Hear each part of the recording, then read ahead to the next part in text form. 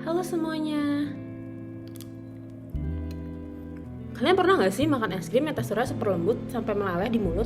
Kenapa ya es krim bisa selembut itu? Bukan keras seperti es batu? Jawabannya itu bukan karena bahannya loh, tapi karena kalkulus. Kalkulus merupakan cabang matematika yang mempelajari perubahan dan juga laju perubahan melalui turunan dan juga integral. Dalam teknologi pangan, kalkulus bisa loh digunakan untuk mengendalikan proses seperti pemanasan, pendinginan, dan juga proses fermentasi. Dalam pembuatan es krim, tujuan yang paling utama adalah bisa mendapatkan tekstur es krim yang lembut dan creamy. Untuk mendapatkan tekstur itu, kita harus bisa mengendalikan sesuatu nih.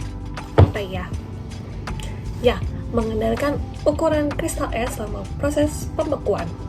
Kalau kristal es yang besar-besar, dia bakal menghasilkan es krim dengan tekstur yang berpasir dan kasar. Tapi kalau kristal esnya kecil-kecil, es krimnya bakal jadi lembut dan halus, kayak es krim premium. Nah, di sini pentingnya kalkulus untuk bisa mengontrol proses pembentukan kristal es selama proses pembuatan es krim.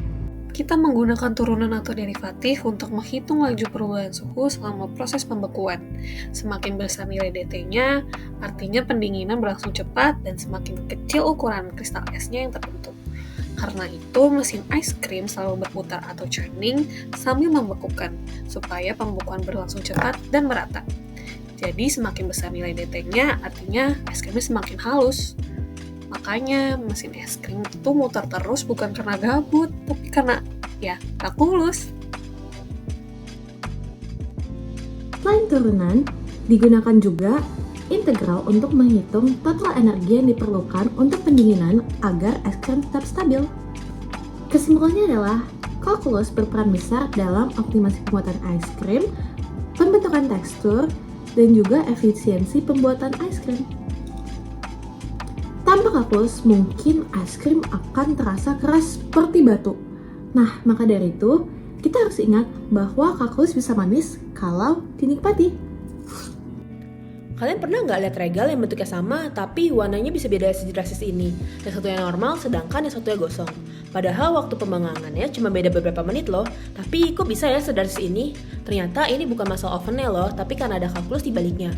Kalkulus? Iya kalkulus. Yuk kita bahas kenapa biskuit bisa berubah secepat itu. Nah, kira-kira kenapa ya regal bisa gosong? Jadi, regal bisa gosong karena terdapat perubahan suhu yang sangat cepat di dalam biskuitnya. Nah, perubahan suhunya dapat dihitung dengan persamaan berikut ini. Persamaan ini adalah laju perubahan suhu. Ketika suhu naik dengan begitu cepat, maka permukaan regal akan mengalami reaksi Maillard atau karamelisasi antara protein dan juga gulanya. Maka dari itu, penampakan regal akan menjadi warna coklat tua atau berwarna gosong. Jadi, warna pada biskuit itu sebenarnya adalah hasil dari laju perubahan suhu yang mungkin gak bisa kita kontrol kalau telat beberapa detik atau beberapa menit saja. Regal yang normal terasa lebih renyah tapi nggak keras. Regal yang gosong lebih ringan, rapuh, dan berwarna lebih gelap. Itu dikarenakan selama dipanggang, kadar airnya menurun. Turunnya kadar air ini biasanya berbentuk kurva yang cepat di awal lalu melambat.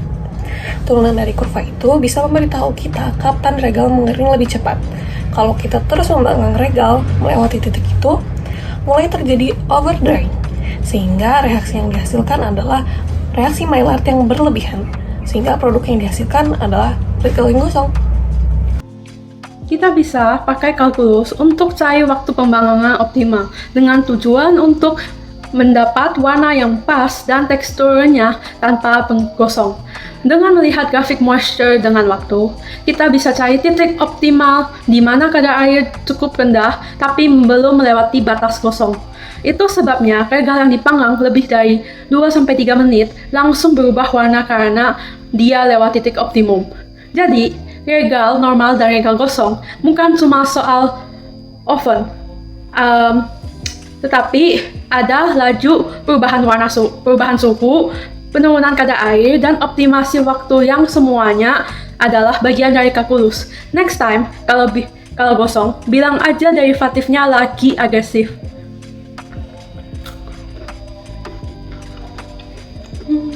Bye!